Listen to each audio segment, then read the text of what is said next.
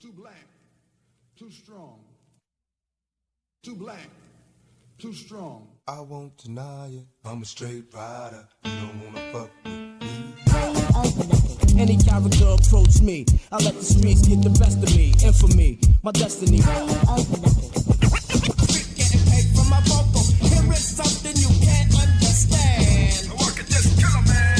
Hear it. So now I'm setting up the ultimate drive-by. And when you hear this shit, it make the world say, damn, I wanna kill Slam. Give me that bass and don't try to run up.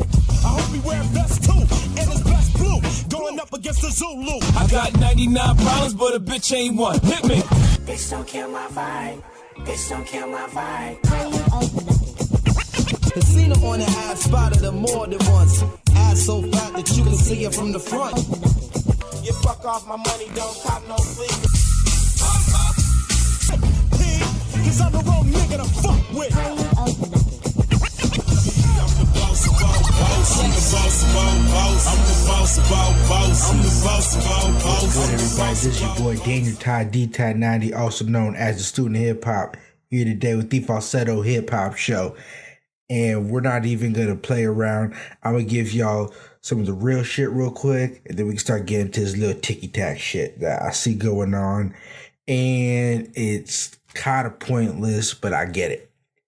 But before that, Eric B and Rakim, I know we talked about earlier, about a month ago, they're announcing a tour. I haven't seen tour dates yet, but I'm going to look it up and I'm going to let y'all know what's going on. But apparently they had a show up in, obviously in New York. And at the show, they brought out the governor or a lady that's running for governor. I forgive me, I don't remember her name. But apparently she was in Sex and the City, and that's kind of how she's known. She's known as Lady Az from Sex and the City that's running for New York governor. I swear that's kind of how that's how the headlines read for her. But nonetheless, they brought her out of the show. They let her pay her respects to the God Allah, Rakim, and Eric B. And made sure that she clarified Eric B for president. And she does not want to be the president. She wants to be the governor. So y'all got to recognize. And this was really great. I really like to see this. Sort of the same way we saw in Atlanta where Killer Mike and T.I. were able to get the mayor. I forget. Obviously, I don't remember her name either.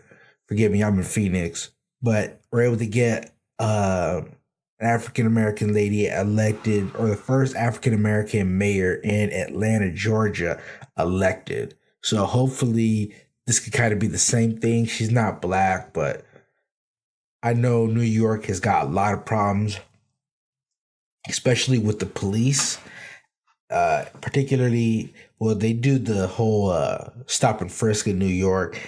And that's the same place with, I forget the brother that got died, but the brother that got choked out, that was in New York. And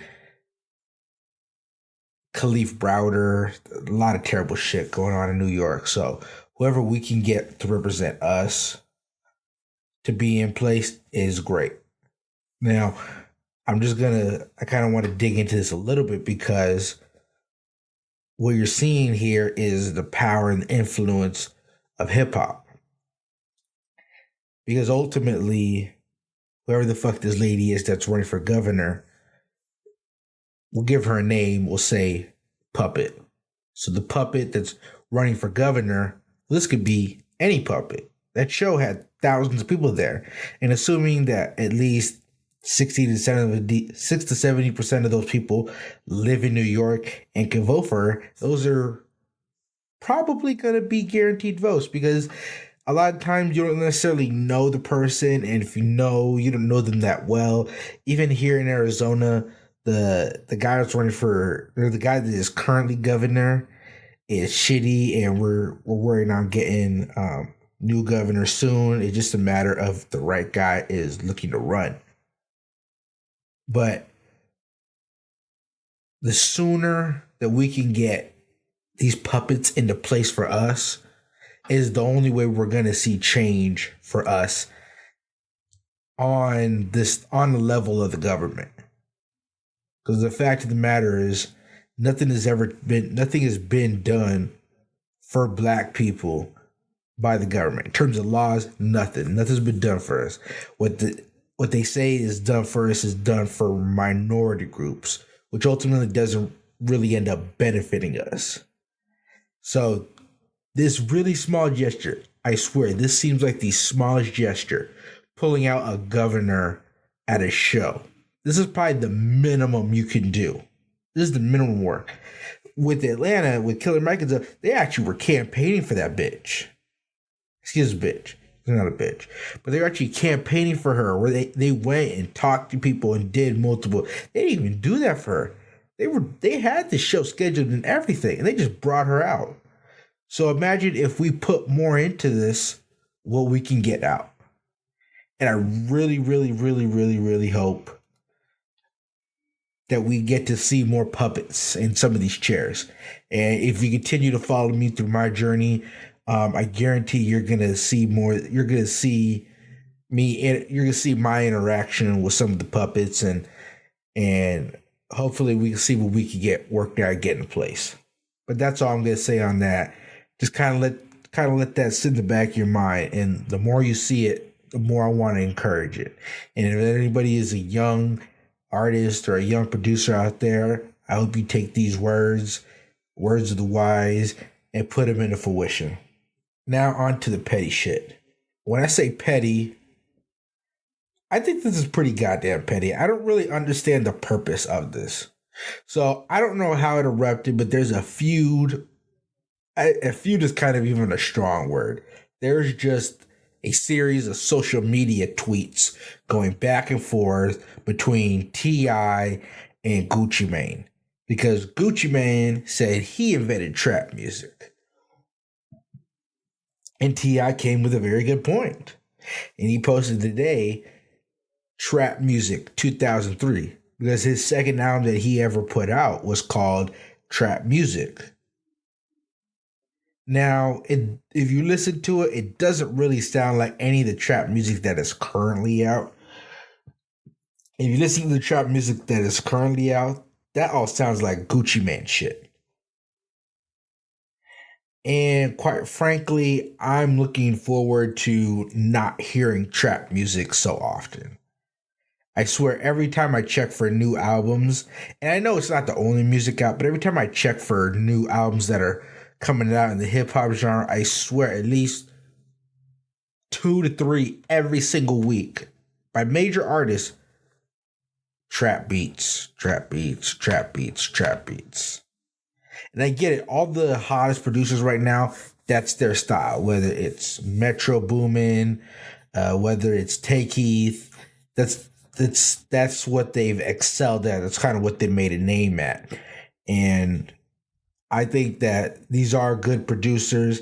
Zaytoven, Sony Digital, they're going to learn as producers, and hopefully I think they're going to get tapped by other producers.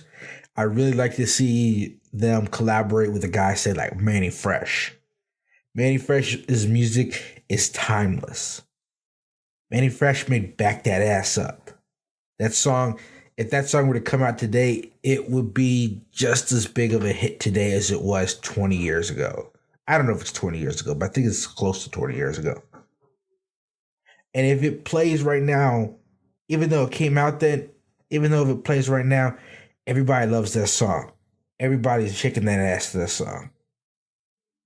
And that's real. That is a real production. Some of this trap music, I don't know. It doesn't really feel like it's gonna last. I don't know how many songs that I listen to, honestly, from T.I. or Gucci Mane, especially Gucci Mane. I can't tell you no more than 3 Gucci Mane songs that I listen to that are more than a year old. And I can already tell you off bat, the one I listen to is Icy. That was my first song. And I know for a lot of other people, that was their first Gucci Mane song. I still like that song. You know, I still know some of the words for it. That song's dope. But nonetheless, I don't know who exactly should get the credit for starting it, but looking forward to the end of it. I also will say that even if we go with Ti is responsible for trap music, if we set the precedent as that's what we're going with, he is still not the only person. Trap music still wouldn't be around today if it's just for that. Trap music is still around today because of Jeezy and because of Gucci Mane. My personal opinion, I think Jeezy's sort of like the Kobe of it. I think he learned from everything around, because even he admits that he's not the greatest lyricist. That's not really kind of his thing. But this music is motivational, and it's got that trap style. So he learned from the other people around him, the same way Kobe learned from Michael Jordan and other greats, and developed his techniques and was able to be one of the greatest at it. And I would kind of put Jeezy around in that same realm. Not a lot of it, in terms of music, wasn't necessarily innovative. His moves outside of music actually were more innovative, like with the Snowman apparel that helped him go, at the time, viral. But viral, he literally was on the news, people trying to ban these t-shirts. That's real shit right there. Gucci and Ti, neither of them can touch that. I mean, Gucci Mane is doing big things in terms of business, but the biggest shit I heard from recently was his wedding. And it's dope. It's super dope for his wedding is being televised, and I'm glad he's became a household name, that to the point where his wedding can be televised. But that doesn't touch what Jeezy is brought to the music and is brought to the culture. And Gucci, with the amount of music that he put out since inception, and I'll put a timeline too. T.I. came out with trap music in 2003. Gucci Mane came out with Trap House 2005. Jeezy's Thug Motivation came out also in 2005, but Jeezy also, his first album came out in 2001, which was actually before T.I. But his first album had sort of kind of a Hot Boys kind of feel. So I don't know if we're factoring that in with the way of Lil Wayne's evolution as a Southern artist as well. Because if you take that into account, Jeezy sort of did the music without the name, and that's really kind of what we're debating back and forth. Because I think it'd be unfair to say T.I. was the first one that came out with a trap style of music, because I can't name any Southern artists that were making it before, but I assure you, if you dig in, or if you're from that area in the South, that you could probably name a handful at least, or a dozen, that were making trap music before T.I. came out with the album Trap Music. But nonetheless, the term was coined, and we still use it today. And to that goes to his credit. But the way Gucci Mane molded the sound of trap music is the way trap music sounds right now. Because he birthed all the producers that makes this type of music. Metro, Zaytoven, Sony Digital, the list goes on. So he molded it, and he's the reason we still have it today. And he's the reason that part of the element of this style of music is that you put a lot of it out very quickly. And the quality isn't necessarily the most important, because it's so 808 heavy. The 808, as long as the beat's knocking, then the lyrics come second. And even 2 Chainz said that himself. I just happened to be listening to his Rap Radar interview this morning. 50 to 60% of the song is the beat. Probably closer, and honestly, probably closer In this case of trap music, closer to 60 to 70% of the music is the beat, and the other 30 to 40% is the lyrics.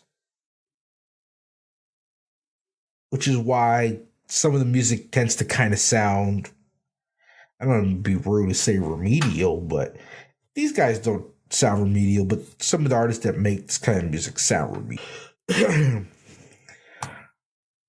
Either way, though, I'll leave it at this. Sure, I'll give T.I. credit for coining the term trap music, and if that counts as starting trap music to you, then give it to him. But nonetheless, you need all three. You need T.I., you need Jeezy, and you need Gucci. Because honestly, Jeezy out of all three is probably the only ones, is probably my favorite of all the music. Thug Motivation 101 is still a classic album, hands down. Next, I think this is a good segue to last week's episode of Atlanta. Childish Gambino, Donald Glover, however you want to say his name, a master nonetheless, played some creepy white guy. And there's different layers to the show, and I'm not going to get into that at the moment, but he asked an interesting question, really just kind of in passing, but I kept thinking about it and it couldn't shake me.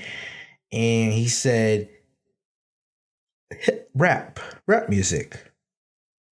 It never really left its infancy, did it? And I said, what? It never left its infancy? Well, rap or hip hop, either one.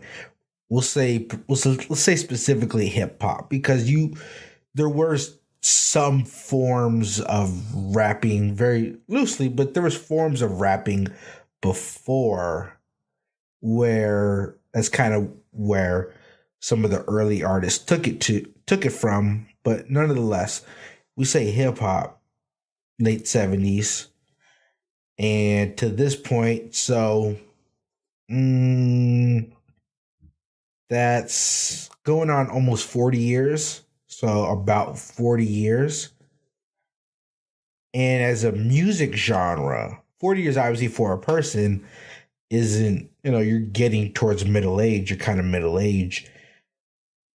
But as a genre, in comparison, kind of is young. And it really depends on how you want to slice up the shit. Because I just for shits and giggles, I Googled classical music. So classical music is such like Beethoven, Bach, shit like that. Composers. That's what is in the music world considered as classical. But even I didn't realize when I look it up, there's still new modern music that they consider contemporary classical, which is an oxymoron. It doesn't make any sense to me. But nonetheless, it's looked at as if classical music is still relevant music that is being put out. So I said, huh? Okay. And I know they like to play that Beethoven shit, and in elementary school they played it and it was in the Looney Tunes, but a lot of shit came out in the 18 and 1700s. And I don't really know. Yeah, there is sort of like orchestra type music, and if we go along with that, usually that's music that's used for movies, honestly, is really what it ends up being used for a lot. Movies and plays and such. But if we take it as that's still a form of music, that's going on few centuries. And I said, okay, well, country music couldn't have been along that long, but there's when I Google country, and this is me just speaking off of what I read off the internet and not my personal opinions yet, but from what I read, include all the different forms of country. So fucking square dancing country music, that's different than bluegrass, and that's different than fucking Taylor Swift. Taylor Swift is different than Conway Twitty and whatever. I'm not familiar with country music at all, but nonetheless, I Google country music. There's at least 100 years worth of different subgenres that they account for. And I didn't dig into all of them, but I kind of just looked for the overview. So I said, okay. Well, if we're going to include subgenres, that's fair. Now I'm going to stop there, put a pin in that, and I'm going to come back. So then my initial thought when this comment was made in my head was rock music. Because rock music has sort of died. We'll say sort of. Rock music has died. That's why we keep seeing these fucking Aerosmith bands that could sell out stadiums. Metallica came last year and they sold out the Cardinal Stadium, a football stadium. That is about as big as you get. And these aren't cheap tickets. They were $100 tickets. Now, why can they do this? Because there aren't any younger bands underneath them that are doing good music as well. I couldn't tell you one rock band. And rock, again, is a subjective term, is a subjective sort of genre, because there's a lot of music that either created rock, inspired rock, or was an original form of rock, like say James Brown, that they don't put in that category. But for the sake of the argument, I'm gonna play by their rules. So let's go with the Metallicas, the Aerosmith, the rock and roll type shit, where it's a band and some nigga, some goofy puppet with long hair screaming into a microphone. We'll go with that. I can't tell you one that came out in the last 10 years. Probably the most recent ones are probably like Maroon 5, shit like that. And I don't think, my personal opinion, I don't think a true rock and roll enthusiast would consider that rock and roll. So ultimately, it died.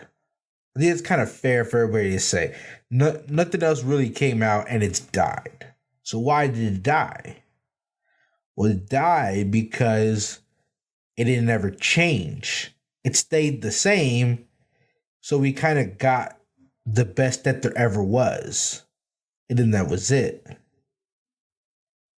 So from rock and roll, they got the heavy metal, the punk, the grunge, and all that shit. And all that went through its phases and it got phased out and people didn't really want to listen to it anymore. Not some people that still do, but people didn't really want to listen to the younger audience anymore. So the audience, so stop creating a young audience because it didn't change. Young people don't necessarily want to listen to people that are 20, 15 years older than them. As much as I love Tupac or as much as I love like LL Cool J, I'll say like LL Cool J. I love his music. Love Slick Rick, Big Daddy Kane. I love that music. I didn't grow up on that music though, so it's different. I don't necessarily listen to it on a regular basis. The stuff I listen to on a regular basis is, well, I'm kind of weird, but I listen to more modern Ice Cube. And when I say modern, probably Lethal Injection and earlier. So when he did the West Side Connection, a lot of Dub C, a lot of Too Short, Snoop Dogg. That's sort of my lane. And then when I was growing up, I had 50 Cent, I had Ludacris, Little Bow Wow, honestly. We're keeping it a buck, Little Bow Wow. Shit like that. So that shit ends up getting bumped more around what I listen to. Because that's the younger. And it didn't evolve.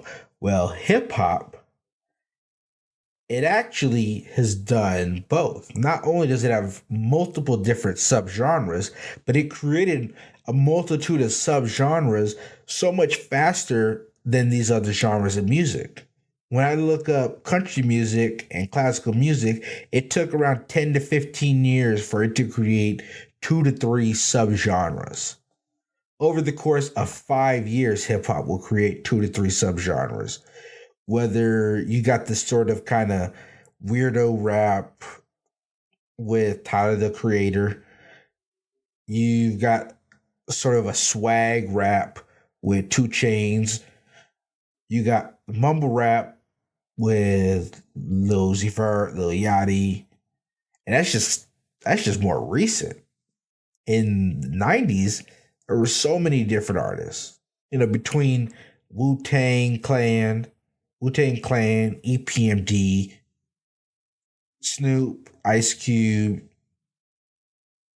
NWA,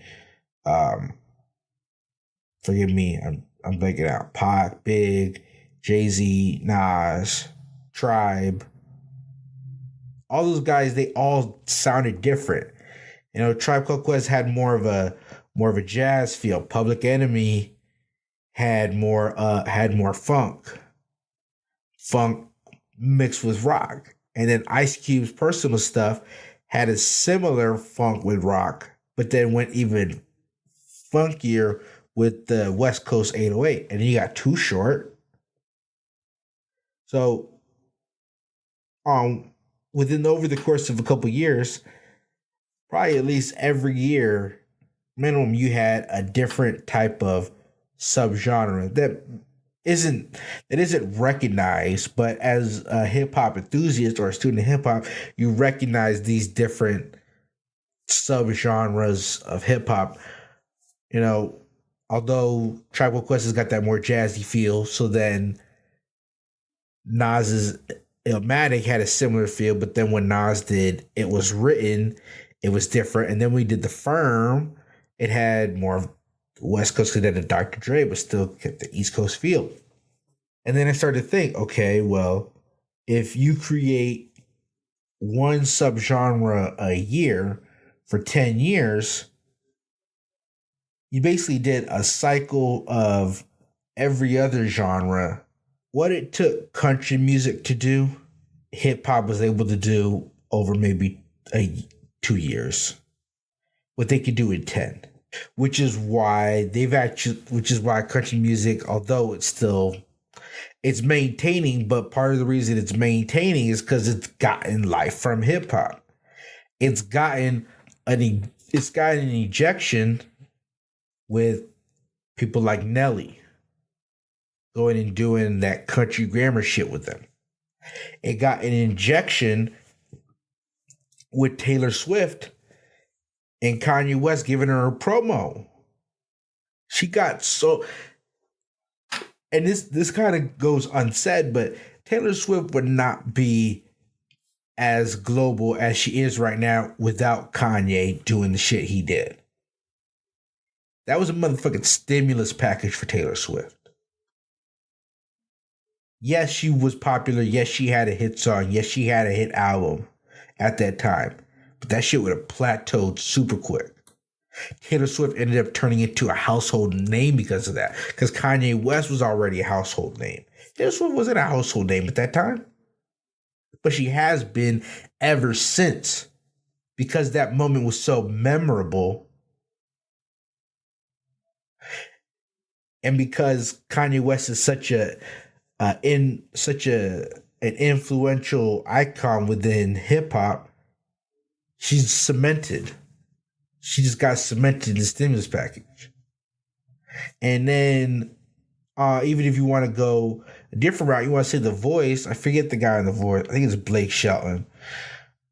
Yeah, he keeps winning because the people that watch the show, he makes the music they like.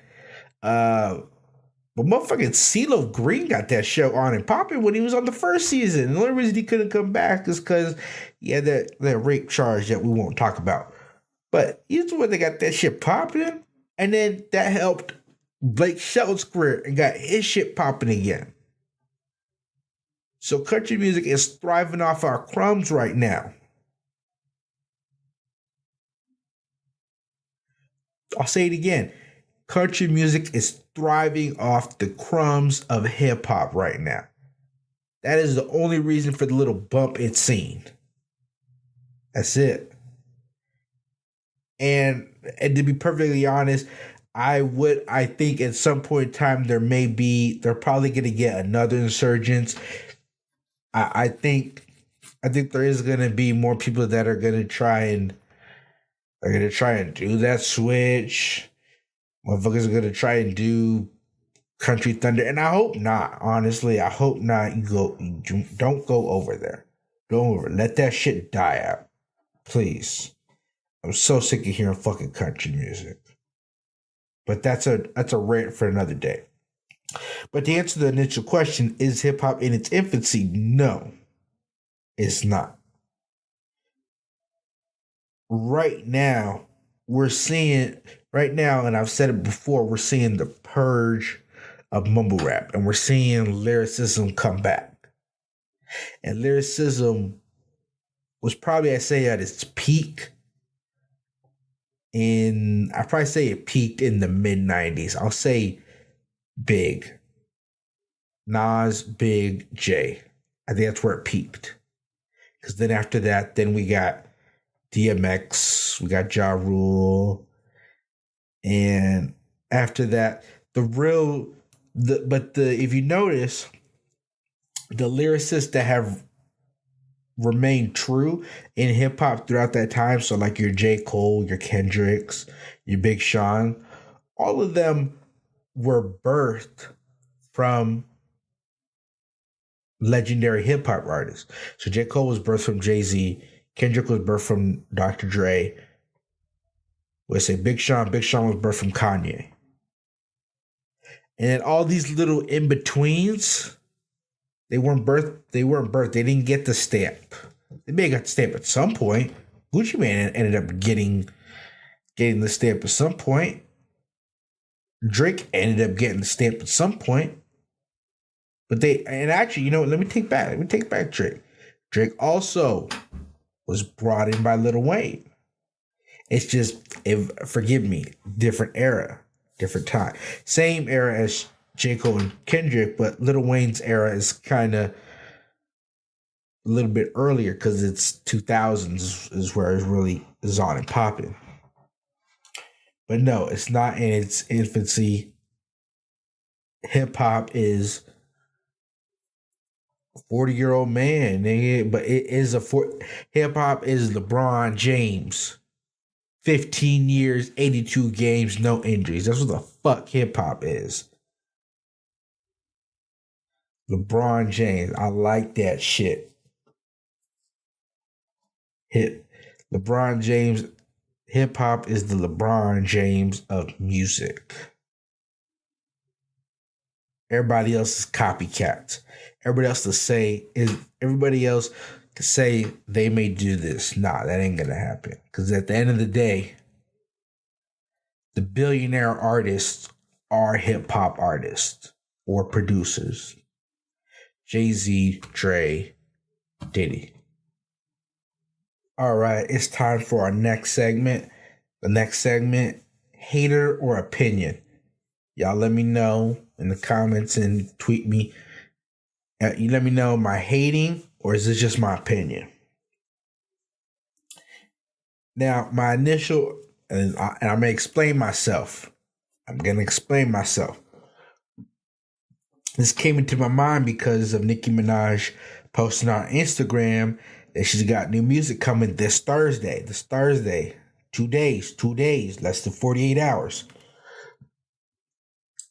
And I thought to myself, damn, Nicki Minaj is not going to let Cardi B take that spot. No, she's not. And it's a little bit of both. Nicki Minaj is not letting Cardi B take the spot, but at the same time, Nicki Minaj is getting an extra boost because Cardi B's album just came out. So it's like, ooh, controversy. Ooh, controversy. And I don't know if there is there. I think it's more just, protecting the throne. Watch the throne. But this was my opinion on it. And it's my opinion. I feel the way about Cardi B is the way I feel about Tory Lanez. I love Tory Lanez' album. And I listen to it pretty regular. I listen to it at least once or twice a week. But I know as soon as Drake puts an album out, I am not going to touch that Tory Lanez album. I'm not. It sounds too similar, but it's not as good. It's not as good as any of Drake. Maybe Drake, and this is not Tory Lanez's best project. I say this is his best project so far. It still is maybe Drake's worst project right now. And I don't think it'll probably last as long as the average Drake project does. And again, it's not a knock. Because Tory Lanez is coming to Phoenix soon and I want to see him in Phoenix. I'm gonna go to the show in Tory, so don't get mad. I'm gonna put my money up. Because I'm a fan at the end of the day. I'm a fan. And as a fan, there isn't enough distinction for me that once the real shit comes by, I'm going to keep listening to you. It feels like I'm eating generic. When I listen to Cardi B and Tory Lanez, it feels like I'm eating generic potato chips. If I'm eating a bag of potato chips, I don't want to say potato chips on the bag. I want to say Lay's or Ruffles, Doritos. I don't want it to say barbecue potato chips on the bag. That's what the fuck Cardi B and Tory Lanez are. So the same way Nicki Minaj is coming in, and these songs are supposed to be solo songs. So if this music is good, Cardi B's in trouble. Cardi B's in trouble. It's a good thing she's doing them interviews right now. It's a good thing she got all her shows booked and everything right now. She better get her streams while she can. It's a good thing she already went gold. I'm a fan. Don't get it twisted. I'm a fan of Cardi B. I listen to Gangsta Bitch Volume 2. I was bumping Lick before Bodak Yellow. If I need to, I can go back and find those Instagram pictures that I like and shit. If y'all want me to. But you let me know if I'm just being a hater or if this is just my opinion. Is my opinion valid or not? Now, for the final segment I like to call Knocking Boots.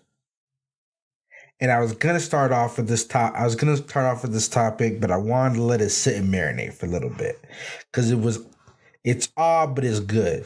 I think it's ultimately good, and it reinforces the thought that I've always had. So the story is Young M.A. You may know Young M.A. for having a hit song, but not any albums put out. Apparently, this is some of the promo for her album. I don't know why it takes 2 years, but nonetheless, we're supposed to be finally getting a Young M.A. album. But she looks like she was tapped by Pornhub to direct a porn video. Because obviously she's a lesbian, so her sexuality has been a topic of discussion. It's not something that you can, regularly ignore. Usually it's always pretty straightforward for female rappers. You may kind of dress like a tomboy, but normally we're going to sell the sex for it. I think the only major female rapper, and when I say major, I say mainstream female rapper that was able to get by without it was probably Missy Elliott. And even then, Missy Elliott still looked good. She wasn't ugly. Young M.A. is kind of ugly. Now let me rephrase. Young M.A. is ugly as fuck. Her braids are tight though. I will say, I seen her braids are super tight. But so she's directing a porn video, a lesbian porn video. I think it's a lesbian orgy. So she was brought in, and you check out the video. I forget where the video is posted, but it's official. You know, females with the Pornhub t-shirts and everything. She's out there telling them, oh, act like this and do this and get into positions and all this other crazy shit. And at the end of the day, it's porn. So obviously they could get by with a mediocre director. That's me being generous. It could do that. So with that said, I like this move because I feel like this is I feel like this is an avenue in terms of marketing and making ground as a hip hop artist is porn. Porn, IG models, thought strippers. If you notice, anytime the plug is very easy for this industry.